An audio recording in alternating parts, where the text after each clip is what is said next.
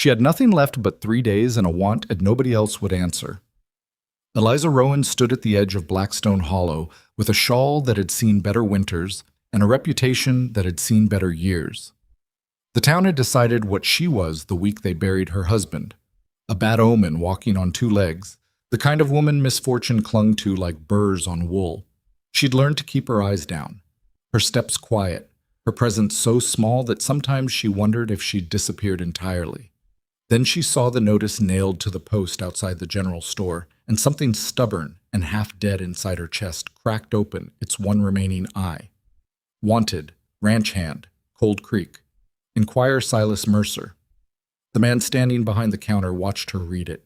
He didn't say a word, but when she folded the paper and slipped it into her pocket, she caught the look he exchanged with the woman beside him.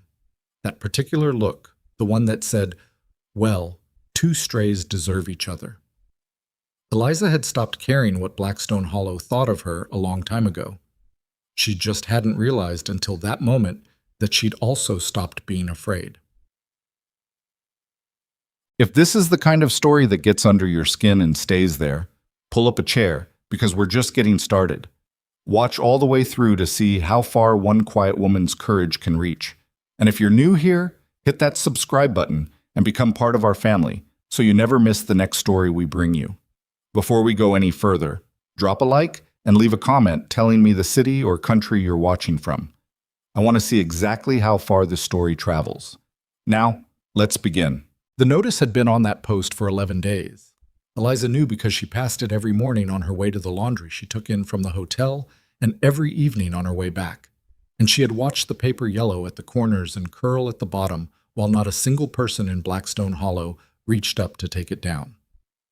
11 days was a long time for a working ranch to go without help, and the fact that nobody had answered told her something specific about the man who'd posted it. She asked about him carefully, not directly. Asking directly about anything in Blackstone Hollow had a way of turning into a conversation she didn't want, with people whose opinions she hadn't asked for. But in the sideways manner she'd developed over 3 years of being the woman nobody wanted to talk to, but everybody wanted to talk about. What she gathered, piece by piece, from half-sentences and lowered voices and the particular silence that fell when his name came up in certain company, was this.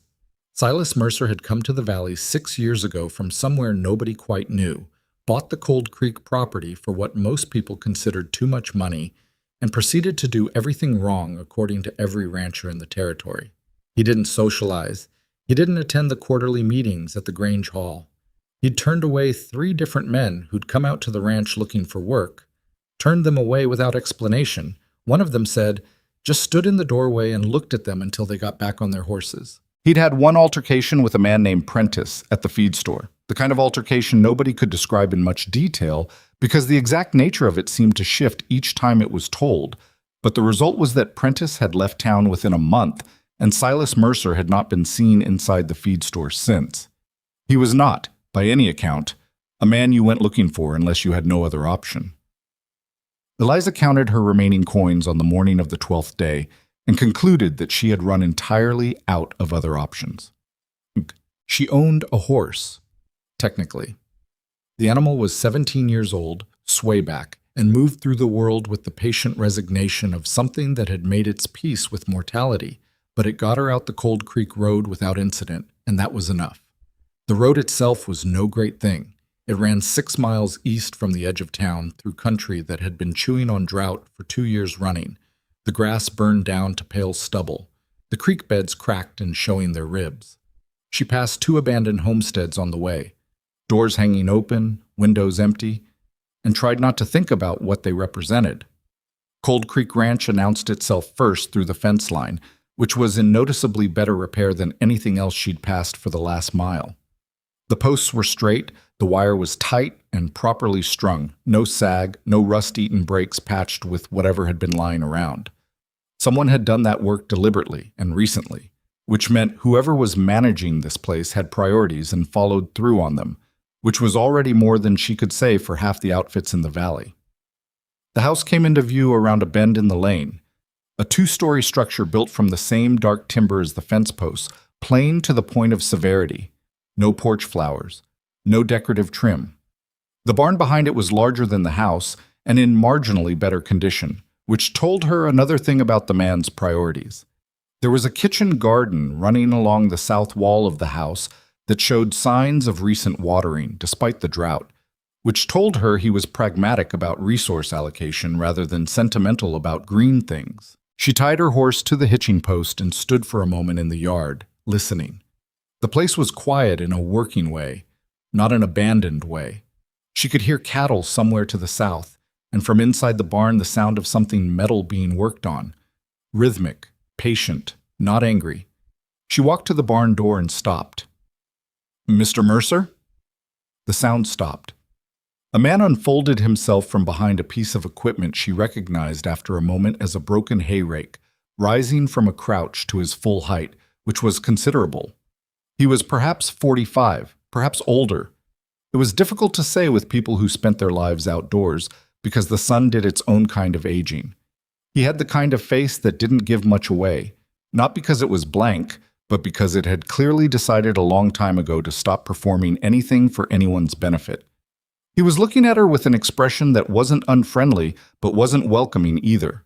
It was the expression of a man who was waiting to find out what kind of trouble had just walked into his barn. "You're answering the notice," he said. It wasn't a question. "I am." He looked at her for a long moment. "You're a woman." "I am," she said again, and waited. Something moved through his expression, not contempt, which she'd been braced for, but something more like reassessment. He wiped his hands on a rag he'd had tucked through his belt and studied her in the frank, measuring way that she imagined he studied everything. Not rude, just thorough. "Town sent you?" he asked. "Town doesn't know I'm here." "But you're from town." "I live there currently. I wouldn't say I'm from it." A pause. "You know anything about ranching?" "My father ran cattle in Texas for 20 years, she said. "I grew up working it. My husband and I had a small place for 4 years before—" She paused, just briefly, because even after 3 years there was still a small catch in her chest at certain words, and she'd stopped pretending otherwise since pretending had never actually helped. "Before he died. I've been in Blackstone Hollow since then." "Doing what?" "Laundry, mending, whatever work I can find." She paused. "There isn't much." He nodded slowly, as if this information was being filed away somewhere. "What's your name?" "Eliza Rowan." She watched his face when she said it, not because she expected recognition, but because recognition would tell her something about what she'd be walking into. There was a flicker of something, brief enough that she might have imagined it. But she didn't think she'd imagined it. "Rowan," he said. "Yes." He turned back to the hay rake without another word, crouched back down, and picked up the wrench he'd been using. Eliza stood in the barn doorway and waited, because she'd learned that people who worked with their hands while they thought were often processing information rather than dismissing you, and interrupting the processing rarely helped your case. After perhaps 2 minutes, he said, "What do you think is wrong with this?" She walked into the barn, crouched beside him, looked at the rake with the attention it deserved rather than the attention she wanted to give it, which was minimal. The problem revealed itself within 30 seconds. A bent tooth had torqued the connecting arm, putting stress on the main axle housing in a way that would eventually crack it if the underlying bend wasn't addressed first. "The tooth," she said. "Third from the left. It's been bent for a while. You can see where it's been pulling the arm out of alignment. You could replace the housing and it would just happen again." He looked at her. "The tooth first," she said. "Then check the arm for stress fractures before you reassemble." He was quiet for a moment. Then he set the wrench down and stood up. "I'll show you the books," he said. "You can tell me what you think after you've seen them." The books were a disaster, not in the way that suggested dishonesty. She'd seen dishonest bookkeeping before, and it had a particular character, a smoothness that was itself suspicious. These books had the opposite quality. They were chaotic in the way of a man who understood cattle deeply and finance not at all, who had been tracking expenses in 3 different ledgers using 2 different systems, neither of which was complete, and who had apparently been operating on instinct and optimism for the better part of 4 years. She sat at his kitchen table for 2 hours with the ledgers spread in front of her while he made coffee on the stove and didn't interrupt her, which she appreciated more than she could say. Most men would have been talking, explaining, justifying, telling her what she was looking at as if she couldn't read figures for herself. He just let her work. When she finally set her pencil down, she didn't sugarcoat it. "You've been spending more than you're bringing in for at least 3 years," she said. Not catastrophically, but steadily. Small amounts, consistent pattern. You've been making up the difference by not replacing equipment and not maintaining the herd numbers you need to turn a proper profit. He sat down across from her, set a cup of coffee in front of her without asking if she wanted it. "That matches what I suspected. Do you know what you owe on the mortgage?" He named a number. She looked at the most recent bank ledger entry, looked back at him. "When is it due?" 5 months. She did the arithmetic in her head twice because the first time she didn't like what she got. The second time she liked it slightly better, but only because she could see a narrow path through that the first pass had missed. "It's possible," she said. "If you move on the cattle sale early and cut costs in specific places, it's not comfortable, but it's possible." He wrapped both hands around his coffee cup and looked at her. "Why are you telling me this instead of just asking about the job?" Eliza considered the question. It was a fair one. She could have softened the financial picture or kept her mouth shut about the full scope of it and simply asked for the position. He hadn't asked for her analysis. She'd given it anyway. "Because if I'm going to work somewhere," she said finally, "I'd rather know what I'm actually working on. And if you're going to hire someone, you should know what you're hiring them to do." He studied her for a long moment with that same thorough, measuring look from the barn. $40 a month, he said. "Room in the house. There's a room off the kitchen. Meals. If you fix what you're looking at in those books, I'll make it 50. It was more than she'd expected. Considerably more. "I'll take the 40, she said, "and earn the 50. Something happened in his face then. The smallest shift, around the eyes, that wasn't quite a smile, but wasn't nothing either. "All right," he said. "When can you start?" "I need to collect my things from town, tomorrow morning." "I'll send the wagon." She shook her head. "I'll manage." He nodded once, respecting the independence without questioning it. She gathered her coat and her hat from the chair where she'd put them, and he walked her out to the yard, and they stood in the late afternoon light that was going orange over the burned hills. "Mrs. Rowan," he said, and she turned. "The people in town, were they—" He stopped. Seemed to be choosing his words with more care than she'd expected. "Did they give you any trouble? About coming out here?" She thought about the look between the man at the counter and the woman beside him. Thought about the 3 years of crossed streets and lowered voices and doors that closed a beat too quickly when she passed. "Nothing I haven't gotten used to," she said. He nodded, and something in his expression suggested that he understood that answer in a way that went beyond politeness. She rode back to Blackstone Hollow in the cooling evening, and for the first time in 3 years, she had somewhere to be tomorrow that was worth being. Bus met. The town had opinions. She had not expected otherwise. She was back at the rooming house by supper time, and by breakfast the next morning, Mrs. Hartley at the front desk had heard and felt compelled to share her view, which was delivered in the particularly anxious tone of someone who believed they were doing you a favor by telling you the worst possible interpretation of your choices. "Silas Mercer," Mrs. Hartley said, as if the name were a medical diagnosis. "Lord above, Eliza, do you know what happened with the Prentice business?" "I've heard various versions of it," Eliza said, folding her last clean blouse into her bag. "He ran that man out of his own town. From what I've gathered, Prentice left of his own accord. Because of what Mercer said to him." "What did Mercer say to him?" Mrs. Hartley paused, which was its own kind of answer. "Well, nobody knows exactly, but the way he said it—" "I'll be fine," Eliza said, and meant it, and picked up her bag.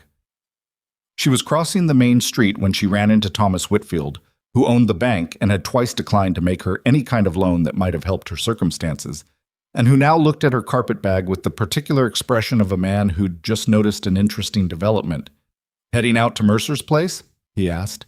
"I am." "Word travels fast." He rocked back on his heels. "Well, I hope it works out for you, Mrs. Rowan. Cold Creek's got a lot of trouble for a woman on her own." "I'm not on my own," she said. That's rather the point of employment, Mr. Whitfield. He smiled the kind of smile that wasn't one, and she walked past him down the street. She heard later, much later, in the way that things always circled back eventually, that by noon that day, the principal topic of conversation at the Blackstone Hollow hardware store, the feed store, and the barbershop was the particular comedy of two people nobody wanted deciding to throw their lots in together. She heard it caused some laughter. She tried to remember the last time something had amused Blackstone Hollow, and couldn't. So maybe she'd done them a service. Her first week at Cold Creek Ranch was almost entirely practical, which suited her. She rose before dawn because the work required it, and because she'd never been someone who slept well past the first light anyway. Old habit, ranch habit, the kind of thing that got into your bones young and never quite let go. Silas was already up when she came out each morning, already in the barn or out checking the fence line, and they fell into the rhythm of the place without much discussion, which also suited her. She'd spent 3 years in a town that couldn't stop talking at her. The quiet of Cold Creek was something she hadn't known she was starving for until she had it. The livestock situation was more complex than the books had shown, which was saying something. She found it on her third day, walking the east pasture to assess the grass situation and thinking about what could realistically be done with the water access from the creek, which was low but not gone, when she noticed two of the younger cattle moving wrong. Not lame wrong. Wrong in a subtler way. A heaviness through the hindquarters, a particular dullness in the eyes that she'd seen once before in her father's herd and hoped she was misremembering. She went back to the house and found Silas in the kitchen eating an early lunch and told him what she'd seen without softening it. He set his fork down. "You're sure?" "I'm not a veterinarian," she said, "but I've seen it before. If I'm right, it'll spread fast in this heat with the water sources as compromised as they are." He was already on his feet. "Show me." They walked the east pasture together in the afternoon heat, and he looked at the cattle with the attention of a man who knew his animals and had been hoping he was missing something. He wasn't. She watched his jaw set when he confirmed what she'd seen. The particular tightening of someone absorbing bad news through a wall of necessary pragmatism. "How bad was it?" he asked. "When you saw it before?" "My father lost 11 head before we got it contained." "What contained it?" "Separation first, clean water access. We dug a secondary channel to isolate the clean source, and we moved the healthy animals to the north section every 3 days so they weren't staying in place long enough to pick it up from the soil." He was looking at the cattle. "We'd need to dig." "Yes." "That's 2 days of hard work in this heat." "Yes, yum," she said again. "Or 11 head, possibly more."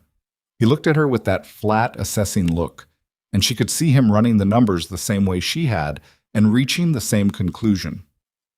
"We start this afternoon," he said. They did. It was brutal work. The earth in drought was like trying to dig through old pottery, and the sun didn't care about deadlines. She worked beside him for 6 hours the first day and 4 hours the second, until her hands blistered and her back ached in the deep structural way that was different from ordinary tiredness. Silas worked without complaint and without bravado, which she respected. He didn't perform toughness. He just did what needed doing. By the end of the second day, they had the channel dug and the healthy animals separated to the north section, and she stood at the fence in the last of the light and felt something she'd almost forgotten the texture of, the specific satisfaction of a problem correctly handled. 4, he said, coming to stand beside her.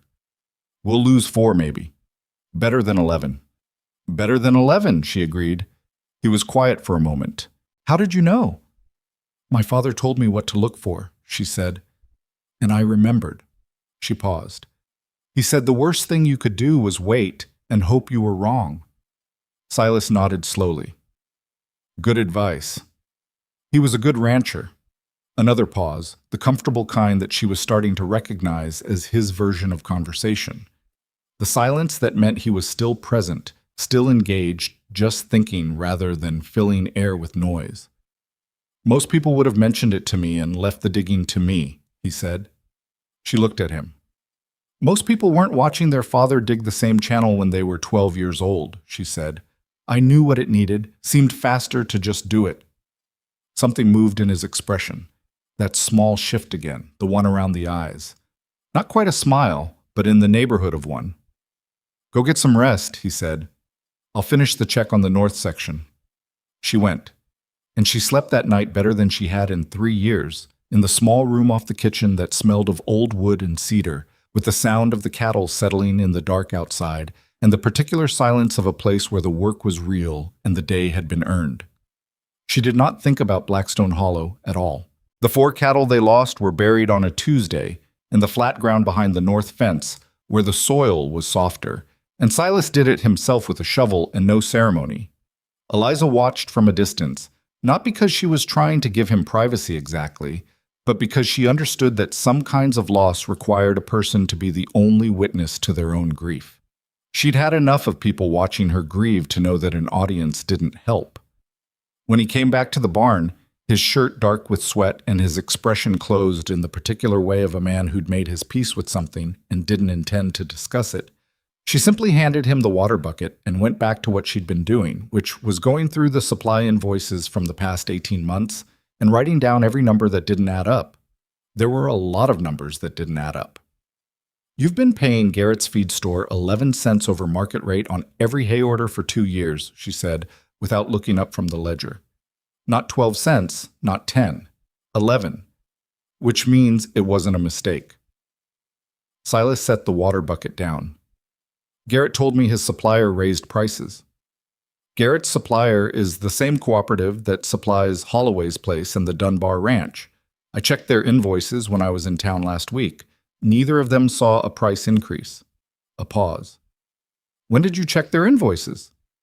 Mrs. Holloway showed me hers when I stopped by to return the canning jars I borrowed. She thought it was interesting. Eliza set her pencil down and looked at him. Mr. Garrett has been skimming. Small enough that you wouldn't notice without comparing, large enough that over 2 years it amounts to roughly $64. Silas was quiet for a moment. She watched him absorb it, not with the explosive anger she'd half expected, because men who ran to anger quickly usually showed it in smaller ways first, and she hadn't seen that in him, but with a kind of compressed stillness that was almost worse. It was the stillness of someone adding one more entry to a list that was already too long. I'll deal with Garrett, he said. I can come with you. You don't need to. I know, she said, but I have the figures written out. It'll go faster if you have documentation rather than just your word against his. He looked at her for a moment. All right, he said. Friday. They went on Friday. She sat beside him on the wagon bench and they drove the 6 miles to town in the early morning, and she noticed the way his shoulders changed when they passed the Blackstone Hollow sign. A slight squaring, a particular set to the jaw that wasn't aggression, but was preparation. She recognized it. She did the same thing herself every time. Garrett's feed store was already open. Garrett himself was a round, red-faced man with the professional friendliness of someone who'd spent years making people feel good about being overcharged. And when he saw Silas walk in, his face arranged itself into exactly that expression. Warm, expansive, slightly too pleased to see you. Then he saw Eliza behind him with the ledger under her arm, and the warmth developed a crack in it. Silas, he said, and Mrs. Rowan, is it? Didn't know you were working out at Cold Creek. 6 weeks now, she said pleasantly. Silas put both hands flat on the counter. I want to talk about the hay invoices, he said. He didn't raise his voice. He didn't need to. There was something about the way Silas Mercer occupied a room that made raising his voice redundant. A density of presence, a quality of absolute seriousness that communicated itself without theatrics. Garrett's expression shifted through several phases in quick succession. Well, now, prices have been... Mrs. Rowan, Silas said. She opened the ledger to the page she'd marked and set it on the counter, turned so Garrett could read it. She'd written the figures out clearly. Cold Creek's per-unit price on the left, the Holloway rate, and the Dunbar rate in the middle column, the difference on the right, 24 months of entries, the total at the bottom circled twice. Garrett looked at it for a long time. The professional friendliness had left his face entirely by now. That's an error in my records, he said. I can look into what? You can look into it right now, Silas said, and you can give me the $64, and going forward, you can charge me the same rate you charge everyone else, or I can start ordering from the cooperative in Millhaven directly, and you won't have my business at all. Another pause. Your choice. The silence in the store was the kind that had weight. Two other men were browsing the back shelves and had gone very still, the way people go still when they're listening hard but don't want to be seen doing it. Garrett opened his cash box. He counted out $64 onto the counter with the movements of a man who was furious but couldn't afford to show it, and pushed it across to Silas. I'll correct the rate going forward, he said. Good, Silas said. He picked up the money, tucked it into his vest pocket, and turned to leave. At the door he stopped. Mrs. Rowan caught it, he said without turning around. Thought you ought to know. They walked out into the morning sun, and Eliza permitted herself a small private satisfaction that she didn't let show on her face until she was certain Garrett couldn't see her through the window. $64, Silas said, climbing back onto the wagon. It won't fix the mortgage, she said, climbing up beside him. No. He gathered the reins. But it's $64. It is, she agreed. They drove back toward Cold Creek, and neither of them mentioned it again, but something had shifted in the air between them that morning. Some small but real adjustment in the working distance, the way two people who have done something together that required trust begin to recalibrate the space they keep between themselves. She noticed it. She suspected he did too, though he said nothing. She didn't say anything either, because she had learned over the years that the most fragile things were the ones you named too early. The weeks that followed were defined by work in the way that only ranch work could define time, not by the calendar but by what needed doing and whether it got done. Eliza put the bookkeeping onto a single system, cross-referenced and current, so that Silas could look at one page and know exactly where he stood instead of having to triangulate between three incomplete ledgers. She renegotiated the supply contracts she could renegotiate, identified the ones she couldn't, and documented why, and began building a clear picture of what the cattle sale needed to look like to cover the mortgage by the deadline. The picture was not comfortable, but it was real, and it had edges she could work with, which was more than it had been before. Between the financial work she did, the physical work, because the ranch needed both and she'd never been the kind of person who managed from a distance. She mended fence in the mornings when the heat was bearable, worked the supply inventory in the afternoons when it wasn't, and in the evenings after supper she sat at the kitchen table with the account books while Silas read or worked on equipment at the other end of the table. And they talked sometimes and didn't talk other times, and both were equally comfortable in a way she hadn't expected and didn't entirely know what to do with. He was not what the town had described. She'd known that within the first week, but it became clearer as the weeks accumulated. The ways the description had been not exactly wrong but partial, the portrait of a man drawn only from the angles that confirmed what people had already decided. Silas Mercer was difficult in some specific and genuine ways. He was stubborn about certain things past the point of reason. He had a temper that rarely showed itself, but when it did was like a door coming off its hinges, and he held opinions about the correct way to do things that required real evidence to shift. But he was not cruel. He was not dishonest. And he paid attention in the particular way of someone who had taught himself to observe carefully because he hadn't always been able to trust his instincts about people, which was a different thing entirely from the cold intimidation the town had made him out to be. One evening in the 7th week, she was working through the cattle records when she found a discrepancy she hadn't seen before. A small notation in Silas's handwriting in the margin of the breeding log from 3 years back, a number that didn't match the official count. She stared at it for a while, running calculations, and then looked up. "You were running more head 3 years ago," she said. He was at the other end of the table, sharpening a knife with the slow, methodical attention he gave to anything mechanical. He didn't look up immediately. "Yes." "What happened to them?" A pause. The sharpening stone moved once more across the blade, then stopped. "Lost them," he said. "Bad winter and a buyer who defaulted on a contract. Lost a third of the herd in 4 months." She looked back at the ledger. "That's when the debt started." "Yes." "You should have told the bank what happened." "I did." Another pause, longer this time. Whitfield at the bank wasn't interested in what happened. He was interested in the payment schedule. She thought about Thomas Whitfield rocking back on his heels in the street, telling her Cold Creek had a lot of trouble for a woman on her own. She thought about the way he'd said it, not with concern, but with the particular satisfaction of someone who had already decided how a story was going to end and was just waiting for the rest of the world to catch up. "He's been waiting for you to default," she said. Silas looked at her then. "I know.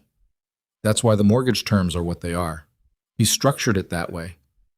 "I know that too." His voice was flat. "I didn't have another option at the time." She looked at the numbers again, and then at the calendar she kept tacked to the wall beside the table with the mortgage deadline circled in red. 4 months. The cattle sale was already scheduled. She'd worked out the timeline with Silas 3 weeks ago, identified the buyers, drafted the correspondence. It was possible. It was narrow, and it required nothing to go wrong between now and then, which was not a safe assumption in any environment, and least of all a drought year on the frontier, but it was possible. "We'll make it," she said. He looked at her. "You sound certain." "I'm not certain," she said, "but I'm close enough to certain that the difference doesn't change the plan." She paused. "We need the north pasture grass to hold through September. If it does, the cattle will be in good enough condition to bring the price we need. If the grass fails, we have a problem. The grass will hold." "You can't know that." "I've been watching that pasture for 6 years," he said. "I know how it moves in drought. It'll hold through September." He paused. "October is less certain." "October is after the sale." "Then we're fine." She almost smiled. There was something about his brand of confidence, specific, observation-based, utterly unwilling to extend past what he actually knew, that she found more reassuring than any amount of cheerful optimism would have been. "All right," she said. "Then we're fine." It was around this time that Blackstone Hollow began paying different attention to Cold Creek Ranch. She noticed it first on her supply runs to town, the change in the quality of people's curiosity. Before, when she'd walked through Blackstone Hollow, the attention she got was the settled, slightly contemptuous attention of a community that had already categorized her and didn't expect the category to change. Now there was something else in it, not respect yet, not even close, but a kind of uncertain reassessment, a hesitation before the contempt that hadn't been there before. She overheard 2 women outside the dry goods store on a Tuesday morning in the 8th week. She wasn't trying to overhear them. She was tying her horse at the post 5 feet away, and they either didn't notice her or had stopped caring whether she noticed them, which was its own kind of change. "I heard she reorganized his entire operation," one of them said. Said the other, in the tone of someone trying to decide whether to believe it. "Frank said Garrett had to pay Mercer back. Said the Rowan woman found it in the accounts." A pause. "Well," the second woman said, "doesn't mean the ranch is going to survive the season." "No," the first agreed. "But it's something." Eliza tied her horse and walked into the dry goods store and bought what she needed and said good morning to the woman behind the counter, who said good morning back with slightly less of the particular frost that had characterized their interactions for the past 3 years. It was a small thing. She was careful not to attach too much to it. But she noticed. The shift in Silas was harder to describe because it happened in the way that the most significant changes always happen. Not in any single moment she could point to, but in the accumulation of smaller moments that only made sense as a pattern when she looked back at them later. The way he began leaving the account books open on the table in the evenings, as if expecting her to sit down and continue working rather than asking whether she intended to. The way he started explaining his decisions to her, not justifying them, not seeking approval, but sharing the reasoning the way you share reasoning with someone whose understanding of the full picture you take for granted.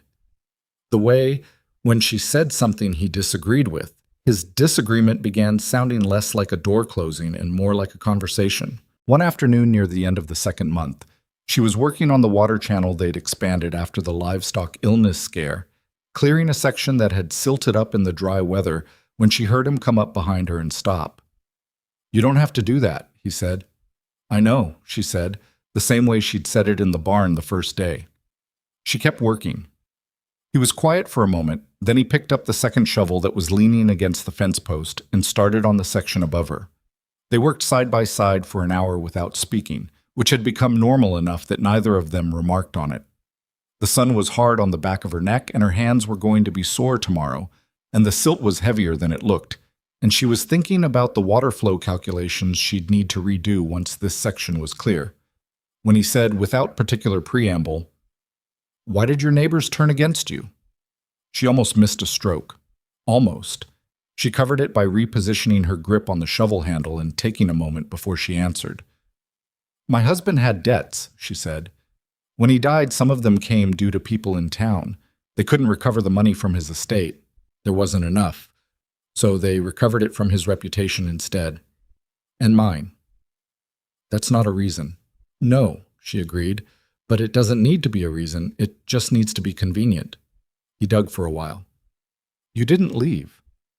"I didn't have anywhere to go," she said. And then it became a matter of stubbornness. She paused. "I wasn't going to let them have the satisfaction." "Of what?" "Of running me off." She felt the old anger move through her, the kind that had gone cold and quiet over 3 years, the kind that was less fury now and more bedrock. "They decided what I was worth, and they wrote it down, and they expected me to agree with it. I didn't agree with it."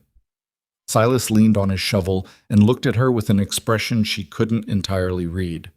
Not pity. She'd spent 3 years learning the exact texture of pity, and this wasn't it. It was something more like recognition. "People do that," he said. "Decide what you are. Write it down."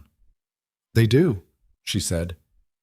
"And then they're surprised when you turn out to be something else." She looked at him. He'd gone back to digging, his face angled away from her, and she had the sense that he hadn't quite meant to say that out loud, that it had come out of a thought that was older and more personal than the conversation they were technically having. She didn't ask him about it. She turned back to her own section of channel and kept working, and the silence between them was the particular kind that meant something had been acknowledged without being named, which was sometimes the only way the truest things could be said. By the end of the 10th week, the ranch accounts were in the best shape they'd been in 4 years. She knew because she'd gone back through every ledger to find the last point of stability, and 10 weeks of corrections and renegotiations and one recovered $64 had brought them back to that line. It wasn't enough. They were still running toward a hard deadline with a cattle sale that had to go exactly right, but it was solid ground where before there had been a slow, invisible sinking. Silas said nothing when she showed him the comparison figures. He looked at them for a long time, then set the paper down on the table and looked at the far wall. "What did you do to it?" he said, finally. "I stopped the bleeding," she said. "What?" "That's the first thing. You stop the bleeding, and then you figure out how to heal." He nodded slowly. It was a rancher's logic, the same logic he applied to the cattle, and she'd used it deliberately because she knew it would land. "The sale has to bring $2,200, she said. "That covers the mortgage with a margin for operating costs through winter." "The cattle are good," he said. "We'll get it. If the buyers hold." "One of them might not," he said, with the frankness she'd come to depend on. "Harlow's in trouble with his own operation. I've heard it from 2 separate people. If he pulls out, then we need a backup buyer.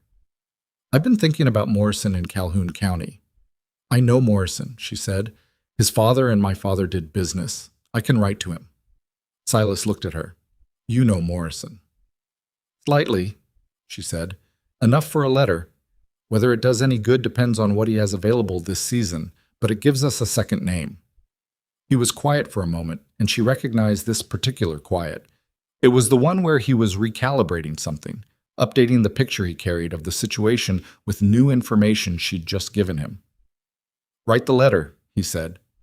She wrote it that evening at the kitchen table after supper, while Silas sat at the other end reading and the lamp threw its yellow light across the paper. She wrote 3 drafts before she had one she was satisfied with. Specific without being desperate, professional without being cold, the kind of letter that left the recipient with the impression of competence without feeling pressured into anything.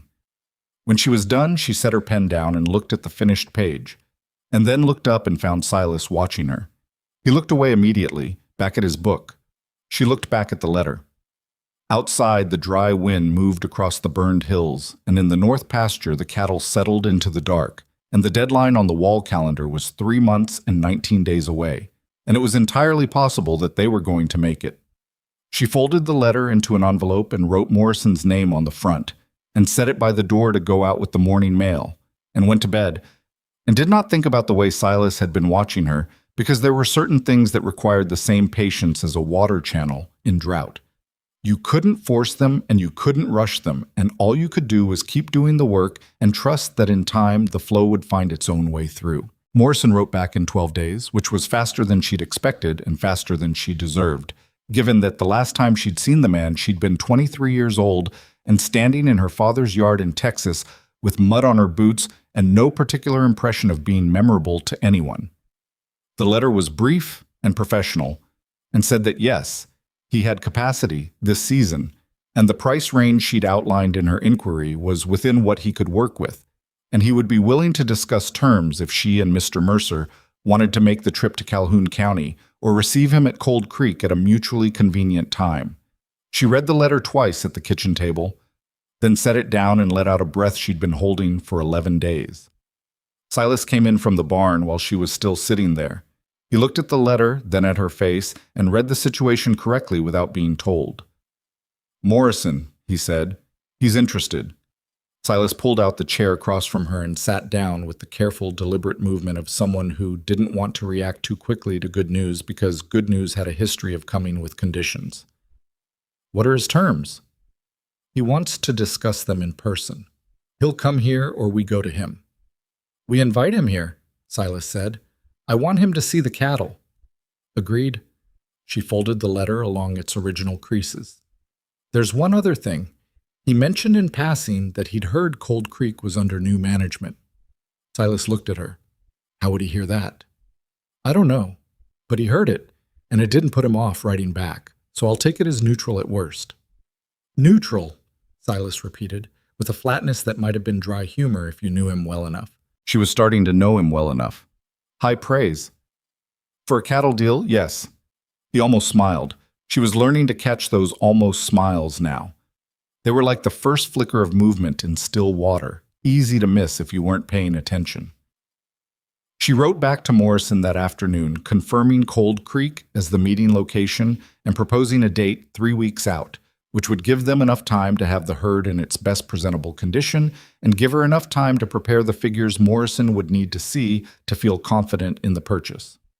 She was precise about the numbers she included in the confirmation letter, enough to demonstrate competence, not so much that Morrison had everything he needed without showing up. Her father had taught her that too. "Give a buyer something to be curious about," he'd said, "and he'll come to you. Give him everything up front, and he'll negotiate from the comfort of his own office." She sent the letter with the morning mail rider and went back to work. The weeks leading up to Morrison's visit were the most concentrated stretch of labor she'd done since those 2 days of digging channel in the August heat. The cattle needed conditioning, not in any artificial sense, but the careful, consistent attention to feed and water and movement that brought animals to their best natural presentation. The account books needed to be organized into a format that a buyer would find legible rather than one that made sense only to her. The north pasture fence needed 2 sections repaired before she'd feel comfortable having a buyer walk it. And through all of it, the ordinary daily work of the ranch continued, because drought didn't pause for business appointments. She was on the fence repair one morning, 10 days before Morrison's arrival, when she became aware that she was not alone on the road. She heard the horses first, 2 of them, moving at the unhurried pace of men who weren't going anywhere in a hurry because they were already exactly where they wanted to be. She kept working and didn't look up until they'd stopped, because looking up too quickly communicated more than she wanted to. There were 3 men. 2 of them were the kind of men hired to sit on horses and look significant, which they managed adequately. The third was different. He was perhaps 60, heavy-set in the way of a man who had once been physically powerful and had since converted that physical authority into a different kind of weight entirely, the weight of money and the expectation of deference. He wore good clothes for a ranch road and sat his horse with the ease of someone who'd spent a great deal of time on horseback but would strongly prefer not to be doing so currently. His face had the quality of old leather stretched over a framework that had started hard and only gotten harder. She didn't know him, but she knew the type, which was a kind of knowing. "This is Cold Creek Ranch?" he said. He wasn't asking her specifically. He was addressing the general vicinity, which was a technique she recognized as deliberate. Asking a woman directly implied she might have useful information. "It is," she said anyway. He looked at her then, with the look of a man recalibrating slightly against his will. "Is Mercer here?" "He's on the property. Can I ask who's calling?" A small pause. "Horace Brigg?" He said it the way a man says his own name when he's accustomed to it producing a particular effect, and watched her face for the effect. She'd heard the name. Not from Silas. Silas didn't talk about the surrounding properties much, and when he did, it was in the specific terms of fence lines and water rights and grazing access, not in terms of the men who held them. She'd heard it in town, in the past month, in the sideways way she gathered most of her information. Half a sentence here, a lowered voice there. What she'd gathered was this. Horace Brigg held paper on a significant portion of the land in the valley, had acquired most of it in the past 4 years through lending arrangements that had a way of becoming ownership arrangements when the payment schedules got difficult, and had a particular interest in the water-adjacent properties, of which Cold Creek Ranch was one. She kept her face where it was. "I'll let him know you're here," she said, and set her pliers on the fence post and walked toward the barn without hurrying, because hurrying would have communicated something she didn't want to communicate. She found Silas in the barn. She told him quickly and quietly just the name and the observation that there were 2 men with him, and watched his expression. His expression didn't do much, but his jaw set in a way that she'd learned to read. "Did he say what he wanted?" Silas asked. "No, but he knew the property name." "He's known this property name for 2 years, Silas said. He set down the harness he'd been working on. "Come with me." She hadn't expected that exactly. But she followed him out into the yard, and they walked together to the fence line, where Brigg was still sitting his horse with the patience of someone who had decided to perform patience as a power move. Brigg looked at Silas with the frank appraisal of a man pricing something he expected to purchase. "Mercer," he said. "Been a while." "Brigg," Silas said, "get down if you want to talk." A beat. Then Brigg swung down from his horse with the slight effort of a heavy man and handed the reins to one of the hired men without looking at him. He moved to the fence and put one hand on the top rail with the easy familiarity of a man claiming space that isn't his. "Heard you've been having a rough season." "Most of the valley has," Silas said. "True enough." Brigg looked at the pasture behind them, at the cattle visible in the distance, doing the slow inventory that Eliza recognized as the inventory of acquisition rather than admiration. "I wanted to come by and let you know personally that I might be in a position to help if things get difficult with the mortgage situation." "Things aren't difficult," Silas said. Brigg smiled. It was the smile of a man who had been told things weren't difficult by men who subsequently lost their properties to him. "Cold Creek's a good piece of land," he said. "Water access, solid timber on the north ridge, good elevation for the south pasture. Hate to see it go through foreclosure proceedings. Messy business for everyone." "The mortgage will be satisfied by the deadline," Silas said. "So foreclosure isn't a concern." Brigg looked at Silas for a moment, then let his gaze move to Eliza. It was a particular look, not threatening, not contemptuous in any obvious way, just the look of a man cataloging something he's decided is irrelevant. "Your bookkeeper?" he said. "My ranch manager," Silas said. Brigg made a small sound that was not quite a laugh. "Well," he said. He looked back at Silas. "My offer stands. If you find the deadline coming up faster than you planned, you come talk to me before you go to the bank. I can structure something that keeps you on the property through a transition period, better than what Whitfield will give you."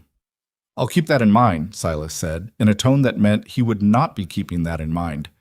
Brigg nodded once, looked at the property one more time with that pricing look, and went back to his horse. As he mounted, he glanced at Eliza with the brief attention of someone who has already moved past you in their thoughts. "Mrs. Rowan," she said. "Mrs. Rowan." He touched the brim of his hat, which was courtesy in the way that a door held open before it slammed, his courtesy. Then he and his 2 men rode back down the lane. Silas stood at the fence and watched them until they were out of sight. She stood beside him and watched too. "He's been on 3 other properties in the past month," Silas said. "I heard it from Dunbar." "How many properties does he hold paper on in this valley?" "6 that I know of, maybe more." He turned from the fence. "He came to 2 of them before the drought. Bought the paper before anyone knew how bad the dry season was going to get. She looked at him. He knew the drought was coming? He knew something, Silas said. Or he was gambling and it paid off. Either way. He paused. Dunbar's in trouble. The Halloran place too. They're already talking to Briggs people. She stood still with that for a moment, turning it over. 6 properties, maybe more. The water-adjacent ones, specifically. She thought about Cold Creek's position on the map she kept in her head, the way the creek ran through the north corner of the property before continuing east toward the Dunbar Ranch, and then south toward 3 other homesteads. She thought about what it would mean to own the water access at the upper end of that chain. He's not buying land, she said slowly. He's buying water. Silas looked at her. The creek runs through here first, she said. If he owns this property, he controls the water access for every ranch downstream. In a drought year, that's not a real estate acquisition. That's a stranglehold. Silas was quiet for a long moment, looking at nothing in particular. Then, yes, he said, that's what I think too. Does Dunbar know? I don't know what Dunbar knows. She thought about the Dunbar invoice she'd seen in Mrs. Holloway's kitchen. The same feed price irregularity, the same small, consistent skimming. She thought about the way Brigg had looked at the property, the specific quality of his attention to the north ridge and the south pasture, and the things that mattered for water access and timber rights rather than for ranching. She thought about Thomas Whitfield at the bank, who had structured Silas's mortgage in a way that maximized the difficulty of meeting the deadline, and about the fact that Whitfield and Brigg were, according to one half-sentence she'd caught in passing at the hardware store, longtime associates. She didn't say any of this to Silas yet. She needed to think it through more carefully before she said it out loud, because half-formed accusations against powerful men had a way of causing more damage to the person making them than to the men they were aimed at. I need to go to the county records office, she said. Silas looked at her. Why? I want to look at the land transfer filings for the past 3 years. A pause. He was doing that recalibration thing again, updating the picture. What do you think you'll find?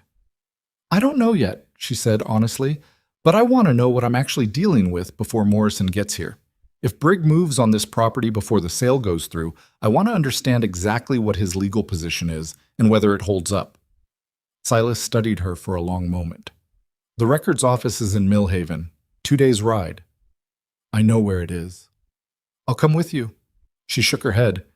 Someone needs to stay with the cattle, and if we both disappear for 4 days right before the Morrison meeting, it looks like trouble. She paused. I'll go alone. 4 days at most. He didn't like it. She could see that plainly. Not because he doubted her ability to make the trip, but for some other reason that he kept to himself and that she understood was not her business to push at. Take the bay, he said finally. Not your horse. My horse is fine. Your horse is 17 years old and the road to Millhaven has 2 creek crossings that aren't easy in dry season, he said. Take the bay. She took the bay.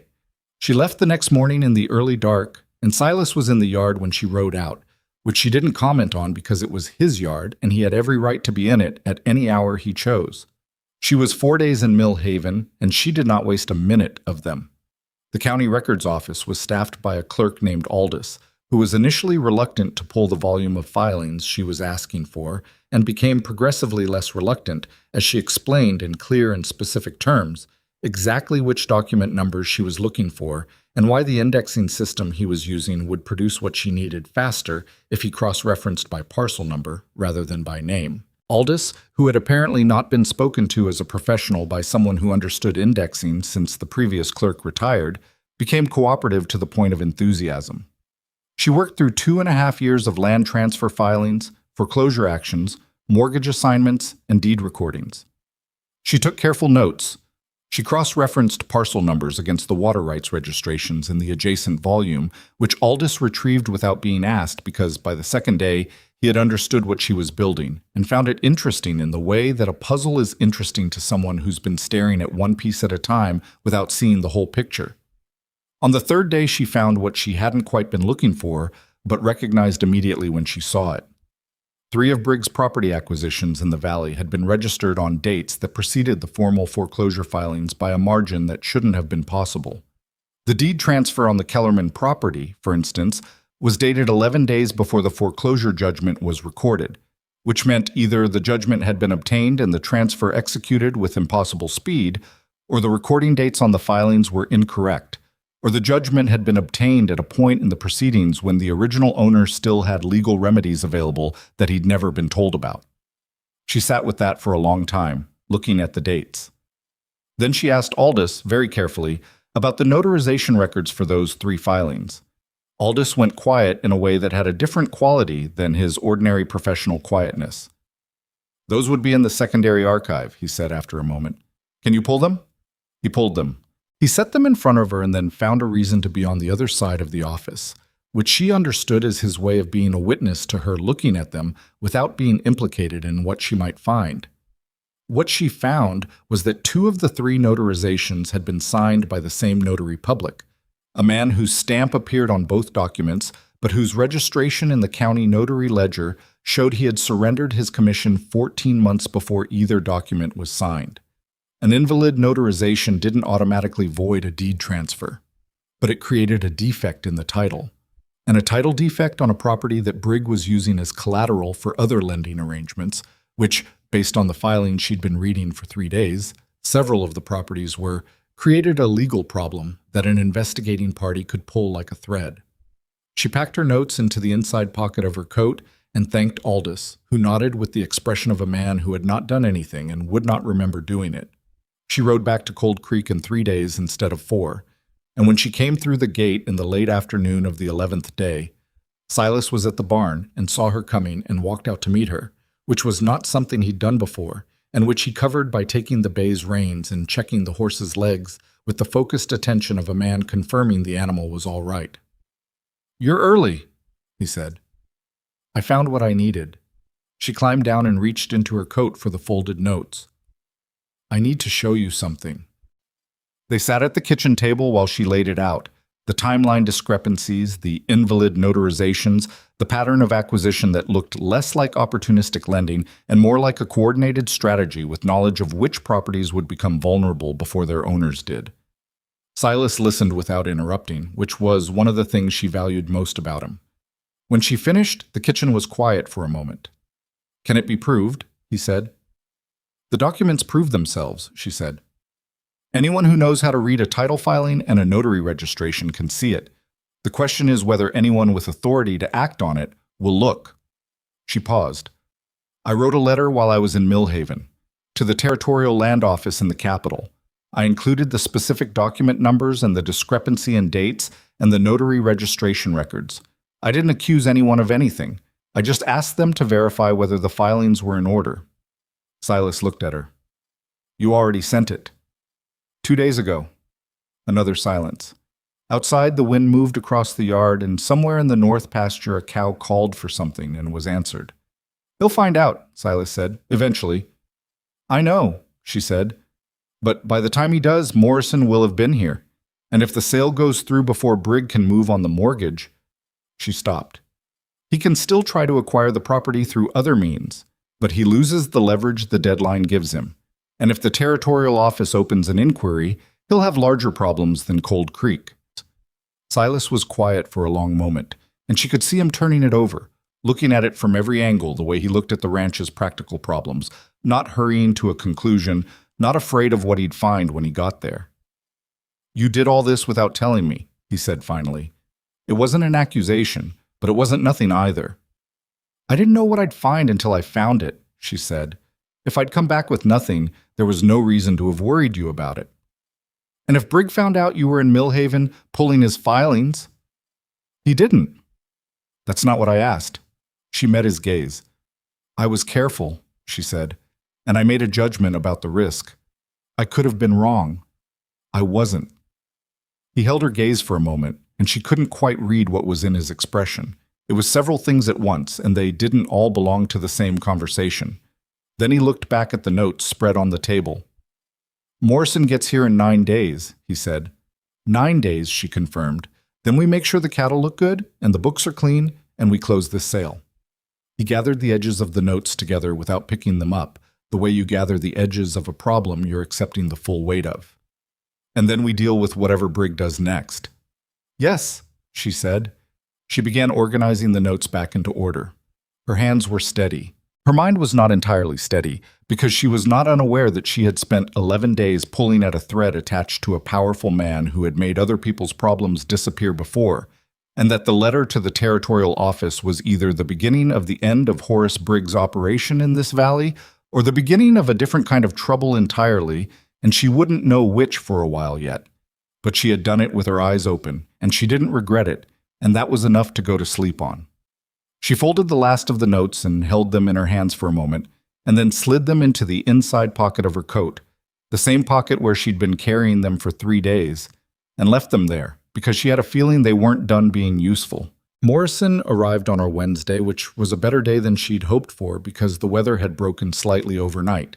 Not rain, there was still no rain, but the temperature had dropped enough that the cattle were moving well in the morning light, rather than standing in miserable clusters near the water channel, which was the kind of thing a buyer noticed even when he was trying to be polite about it. He was a compact, weathered man in his late 50s, quieter than she remembered from the 1 or 2 times she'd seen him as a child at her father's place, and he arrived with a single associate rather than the retinue that some buyers brought to signal their own importance. She took that as a good sign. Men who needed to demonstrate importance before the negotiation started were usually compensating for a weak position. She and Silas met him at the gate. Morrison shook Silas's hand first, which was expected, and then looked at Eliza with the careful expression of a man cross-referencing her against a memory. "You look like your father," he said. "I'm told that," she said. "He was a good man." He said it simply, without sentiment, which was the most genuine kind of compliment. "Lost him, did you?" 8 years ago. He nodded once and didn't push further, which she appreciated. "Well," he said, "let me see these cattle." They walked the north pasture for the better part of 2 hours, and Morrison looked at the herd the way her father used to look at horses, not with the performing attention of someone making a show of expertise, but with the quiet, particular focus of a person who had been doing this long enough that the information came to him without effort. He asked specific questions. She answered them specifically. Silas answered the ones about the animal's history and the pasture conditions and the water situation with the same directness, and she noticed that Morrison's associate was writing things down in a small notebook, which meant Morrison was taking this seriously enough to want a record. After the pasture, they went through the barn, and then she took them to the kitchen table and laid out the account books. The current ledgers, clean and current, and organized into the format she'd built over the past 3 months, and the pricing structure she'd prepared, and the timeline for the cattle transfer she'd worked out in advance. Morrison sat across from her and went through the figures at his own pace. His associate sat beside him and occasionally leaned over to look at something more closely. Silas sat at the end of the table and drank coffee and didn't perform casualness, which was good because Morrison would have seen through performed casualness in about 30 seconds. "Your asking price," Morrison said, setting his finger on the number she'd written at the top of the pricing sheet. "Yes," she said. "It's fair." He said it without preamble, which surprised her slightly. Buyers usually opened with something lower than fair and worked toward it as if they were conceding something. "But I'd want delivery to my holding pens in Calhoun County rather than pickup here." She'd anticipated this. "We can do delivery if you absorb the trail cost above 40 miles. 45. 42. Morrison looked at her. Something moved in his expression. Not quite amusement, but in the neighborhood of it. 43, he said. "And I'll take the full number you've quoted rather than the minimum." That was the real concession. The full number rather than the minimum meant no negotiation on herd size, which was where buyers usually found the most leverage. She glanced at Silas. He gave her nothing, which meant the decision was hers, which was its own kind of statement about where they stood. 43, she said, "and we settled the paperwork today." "Today?" Morrison agreed. They shook hands across the table, she and Morrison, and then Silas and Morrison's associate produced a standard purchase contract from his case, and they spent the next hour going through it line by line. And she caught 2 clauses that needed revision and revised them without apology, and Morrison accepted the revisions without argument, and by early afternoon the contract was signed and the deposit figure agreed upon and the delivery date set. Morrison stayed for a late lunch, which Eliza cooked because it was her kitchen, and she was a better cook than Silas, and there was no politics in acknowledging a practical reality. They ate and talked about the valley and the drought and the broader cattle market, and Morrison mentioned, in the way that people mention things that are actually relevant but prefer to frame as casual observation, that he'd heard Horace Brigg had been active in the area. Silas set his fork down. "He came by," he said. "He's come by a lot of places," Morrison said. "Kellerman sold to him last year. Harlow's in discussion." He paused. "I've seen his type before. Drought brings them out like something unpleasant. Like buzzards," Eliza said. Morrison looked at her. "Like buzzards," he agreed. "You're not in discussion with him?" "No," Silas said. "Good." Morrison picked up his fork again. "Keep it that way. I've seen how those discussions end." He paused. "A man in Calhoun County, not in cattle, in grain, went into discussion with a man like Brigg 4 years ago. By the time the discussion was finished, the man owned the grain operation, and the original owner was a tenant on his own land. He said it without particular emphasis, as if it were a piece of information he was leaving on the table for whoever wanted it.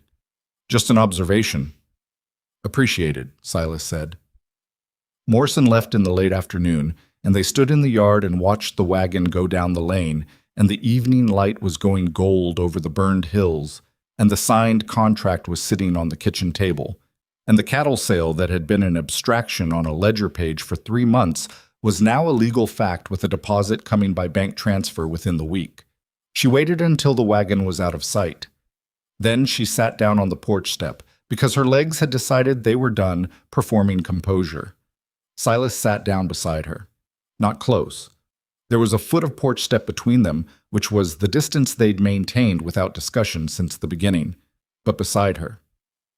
"We did it," he said. "We did the sale," she said. "The delivery still has to happen." "I know. And the deposit has to clear before Brigg can make any move on the mortgage deadline." "I know that too." She looked at her hands, which were still slightly unsteady. "I'm not trying to be pessimistic." "I know," he said again, and this time there was something different in it. A gentleness that was unusual enough in his voice that she felt it more than she'd expected to. "You're trying to stay ahead of the next problem. Same thing you've been doing for 3 months. She looked at him. "It's a good quality," he said. He was looking at the hills, not at her. "Annoying sometimes, but good." "Annoying," she repeated. "Most people stop when they've solved the immediate problem. You don't stop." "That's not annoying, it's annoying when I'm trying to feel good about something for 5 minutes," he said, and that almost smile was there, unmistakable now. "Let me feel good about the contract for 5 minutes." She laughed. It came out before she could decide whether to let it. A genuine, slightly surprised laugh that she hadn't heard from herself in long enough that it sounded strange to her own ears. Silas looked at her then, quickly and then away, and the expression on his face was brief enough that she wasn't certain what it contained. 5 minutes, she said. Then we talk about the delivery logistics. 4 minutes, he said. You already used one. She shook her head and looked at the hills and let herself sit with it. The actual physical reality of the signed contract and the sale secured and the months of work that had pulled a failing operation back from the edge of something irreversible. It wasn't over. She knew it wasn't over. But for 4 minutes, she let it be enough. The deposit cleared on Friday.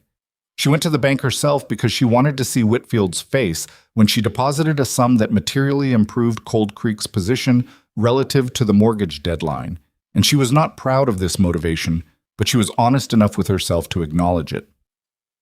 Whitfield's face did something interesting. He covered it quickly.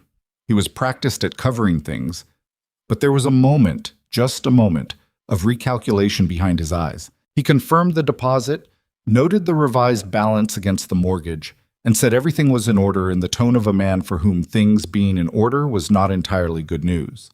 She thanked him and left, and on the way out she passed 2 women she recognized from her years of crossed streets and lowered voices, and one of them said good morning and meant it, which was different from the good mornings she'd been getting for the past month, which were polite but careful. This one had something in it that felt like actual regard. She said good morning back and kept walking because she wasn't ready to make anything of it yet. She'd been disappointed by this town before. She preferred to let the evidence accumulate slowly. The evidence accumulated anyway. It was the nature of small towns. Information moved through them like water through cracked ground, finding every available path. And what had happened with Morrison's visit had become known in the way that things became known in Blackstone Hollow, through the particular combination of people who'd seen Morrison's wagon and recognized the associate and added that to what they already suspected about Cold Creek's situation and subtracted from it what they'd assumed was inevitable. The mortgage wasn't gone yet. The deadline was still real, but the trajectory had changed, and people who lived by the rhythms of agricultural debt understood trajectories.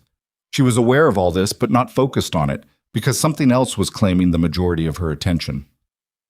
7 days after Morrison's visit, a letter arrived from the Territorial Land Office. It was addressed to her, which she'd anticipated when she'd written to them, because she was the one who'd identified the discrepancies, and she'd signed the inquiry with her own name.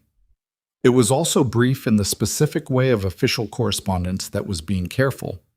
The office acknowledged receipt of her inquiry, confirmed that the filing she'd identified had been flagged for review, and indicated that a land agent would be dispatched to Millhaven County within the next 3 to 4 weeks to examine the original documents. 3 to 4 weeks. The mortgage deadline was in 6 weeks. She read the letter twice, put it in her coat pocket with the other documents she was still carrying, and went to find Silas. She found him at the water channel, which had become something of a habit for both of them. When there was something to think through, they seemed to end up there, where the physical work of maintenance gave the hand something to do while the mind worked. She showed him the letter. He read it and handed it back. 3 to 4 weeks, he said. Yes. If Brigg finds out about the inquiry before the delivery is complete, he'll try to accelerate the mortgage action. Which Whitfield can help him do, she said. They're connected. I don't have proof of how deeply, but I have enough circumstantial... Eliza. He said her name in a way that stopped her, not sharply, but with a weight that meant he needed her to slow down. One thing at a time. She stopped. The delivery is in 9 days, he said. When the delivery is complete and the final payment clears, Brigg has no mortgage leverage. The land office inquiry runs on its own timeline after that. Whatever he does about it is a problem for after. He might not wait 9 days. He might not, Silas agreed, but he doesn't know about the inquiry yet. And he doesn't know the Morrison deal is done. All he knows is that we didn't take his offer. She thought about that. He underestimates me, she said. He does, Silas said. Most people do, and you know it, and you've been using it. He paused. Don't stop using it now. She looked at him. There was something in the way he said it, not as advice from an employer to an employee, but as something more like strategic confidence in a partner, that she held on to without letting herself examine it too closely. All right, she said, 9 days. The cattle drive to Calhoun County took 4 days. Silas led it himself with 2 hired hands he'd brought on temporarily for the delivery, and Eliza stayed at Cold Creek because the ranch needed managing and because one of them needed to be reachable if anything happened with the land office or the bank. The 4 days of his absence were the longest 4 days she'd spent at Cold Creek, which surprised her more than she wanted to admit. She worked. She maintained the usual routines. She processed the ongoing correspondence and updated the accounts, and rode the fence line in the mornings and checked the water channel in the evenings. The work filled the hours the way work always did. But the house was different without him in it, and she noticed the difference, and she was honest enough with herself not to pretend she didn't. He came back on the 5th day, mid-afternoon, with the hired hands and without the cattle, and he handed her the receipt of final payment from Morrison's agent before he even got off the horse, because he understood that was what she needed to see first. She looked at the figure, looked at the receipt date, looked at the balance remaining against the mortgage after this payment, which she had already calculated 3 separate times in her head over the past 4 days and now confirmed against the actual number. It clears, she said. With 400 over, he said, climbing down. He looked tired in the deep structural way of someone who had spent 4 days in the saddle, but there was something else in his face, too. A relief that he was carrying carefully, the way you carry something you don't want to drop. 400 over, she repeated. She did not permit herself to feel the full weight of it standing in the yard with the horses and the late afternoon light, because she was still holding herself together with the habits of 3 months of crisis management, and unwinding those habits all at once seemed dangerous. But she permitted herself a small, private moment of something that was adjacent to joy. "Go inside," she said. "I'll take care of the horses." He looked at her. "You don't have to." "I know," she said, for the third time in their acquaintance. "Go." He went, and she took the horses to the barn, and she worked in the quiet company of the animals while the afternoon light moved across the barn floor, and she let herself feel it then, the full scope of what the past 3 months had actually been, the real dimensions of it. Not just the accounts and the negotiations and the Millhaven records and the Morrison contract, the livestock illness and the fence mending and the water channel and the $64 and all the mornings and evenings in between, and the accumulation of ordinary, persistent work that had added up to something that hadn't existed when she'd first ridden up this lane on a 17-year-old horse with her entire remaining life in a carpet bag. She pressed her forehead against the bay's neck for just a moment, and the horse tolerated this with the patient indifference of an animal that had other concerns, and she straightened up and finished putting the horses away. Horace Brigg appeared in Blackstone Hollow 3 days later. She heard about it before she saw it. A message came from Mrs. Holloway, who had appointed herself an informal information conduit in the past month, noting that Brigg and 2 associates had arrived at the hotel and that Brigg had met with Whitfield at the bank for the better part of 2 hours that morning. She and Silas rode to town together. It wasn't planned, exactly. She'd been intending to go in to make the mortgage payment at the bank, and Silas had decided, without announcing the decision, that he was coming too. They didn't discuss it on the ride in. There wasn't much to discuss. Whitfield received them in his office with the expression of a man who had recently been given information that was supposed to be leverage and was now reconsidering its value. Eliza set the payment document and the bank draft on his desk without preamble. "Full settlement of the remaining mortgage balance," she said. "I'd like a written receipt noting the payment date." Whitfield looked at the draft. He looked at the payment document. He looked at the date, because the date mattered.